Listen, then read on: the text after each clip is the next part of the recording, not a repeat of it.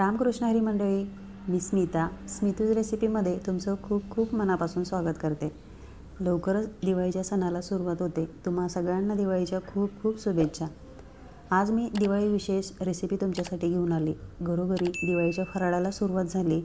बऱ्याच गोडाच्या फराळामध्ये आपण मावा वापरत असतो, जसं गुलाबजाम, मावाच्या करंज्या, आणि बाजारातून आपण सहज मावा विकत आणतो, पण तो खूप महाग मिळतो। शिवाय आपल्याला माहीत नसतं तो किती ताजा आहे ते, किंवा त्याच्यात भेसळ असण्याची देखील शक्यता असते।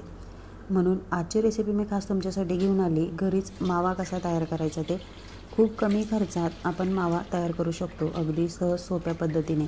चला तर मग सुरुवात करूया। आता मी एका पितळाच्या जाड बुडाच्या कढईमध्ये 2 लिटर गाईचं दूध आटवत ठेवले। मोठ्या गॅसवरती त्याला उकळून घेते। सायमुळे असा चमचा फिरवत आपल्याला ते गरम करायचे। आता दूध आटवताना एक महत्त्वाची टिप सांगते तुम्हाला। शक्यतो पितळाचं भांडं आपल्याला वापरायचं, पातेलं वापरायचं किंवा कढई किंवा परात वापरायची। पितळाच्या भांड्यामुळे रंग खूप छान येतो या दुधाच्या पदार्थांना, आणि चव देखील खूप छान येते, आणि महत्त्वाचं म्हणजे अजिबात खाली करपत नाही। जर तुम्ही ॲल्युमिनियमचं भांडं वापरत असाल तर त्या पदार्थाचा कलर बदलतो आणि तब्येतीला देखील हानिकारक आहे, म्हणून ॲल्युमिनियमची कढई वगैरे शक्यतो टाळा। आणि स्टीलची जर वापरली तर त्याच्यात करपण्याची दाट शक्यता असते, म्हणून स्टीलचं अजिबात वापरू नये। पितळाचे ह्या पद्धतीने कढई किंवा परात वापरायची किंवा पातेलं वापरायचं। माझी आई परात वापरते। परातीमध्ये त्याचा सरफेस असा मोठा येतो, त्यामुळे दूध खूप उकळतं, भरपूर त्याची वाफ होते आणि खूप झटपट त्याचा मावा बनवून तयार होतो। त्यामुळे शक्यतो कढई परात जर असेल ना तर ती वापरा। माझ्याकडे कढई आहे त्यामुळे मी ती वापरते। शक्यतो जाड बुडाचंच भांडं आपल्याला वापरायचं आहे। जवळजवळ पाऊण तासामध्ये खूप छान असं घट्ट व्हायला लागलं आहे। तुम्ही पाहू शकता, एकसारखा चमचा फिरवत घरातली बाकीची कामं बघत, सुरुवातीला पातळ होतं ना त्या टायमाला घराची कामं बघत मी हा चमचा फिरवत दूध आटवले।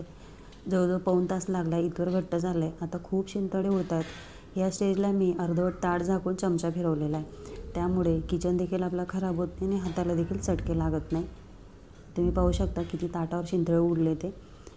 आता एक 5-1 मिनटं हे शिंतळे उडतात, त्यानंतर ताट काढून एकसारखा हात चालवत हे दूध असं घट्टसर करून घेतलेलं आहे। ज्यावेळेस असं घट्ट होतं ना त्यावेळेस अगदी 1 मिनिटभरसुद्धा आपल्याला चमचा काढायचा नसतो, कारण लगेच करपण्याची शक्यता असते। त्यामुळे एकसारखा हात चालवत हे दूध आपल्याला आटवायचं असतं, आणि असं एकसारखं फिरवल्यामुळे त्याची वाफ खूप होते आणि खूप झटपट हे दाटसर होतं।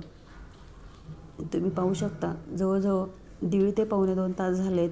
कधी मोठा गॅस कधी मध्यम गॅस करत मी ह्या पद्धतीने दूध हे घट्ट करून घेतलेलं आहे।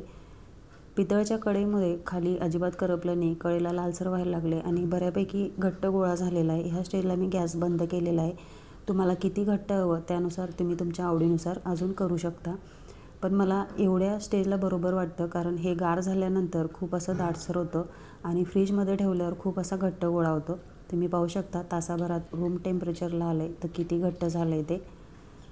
ह्या कन्सिस्टन्सीचा मावा आपण गुलाबजाममध्ये किंवा मावाच्या करंजीमध्ये अगदी सहज वापरू शकतो।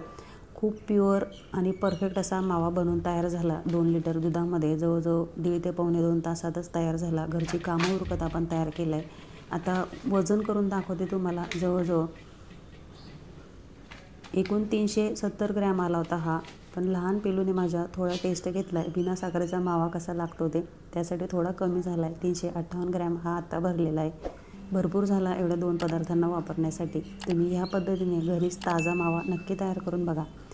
मला खात्री आहे तुम्हाला आजची रेसिपी नक्कीच आवडली असेल, त्यासाठी रेसिपीला एक लाईक जरूर करा आणि स्मितूज रेसिपीला सबस्क्राईब करा।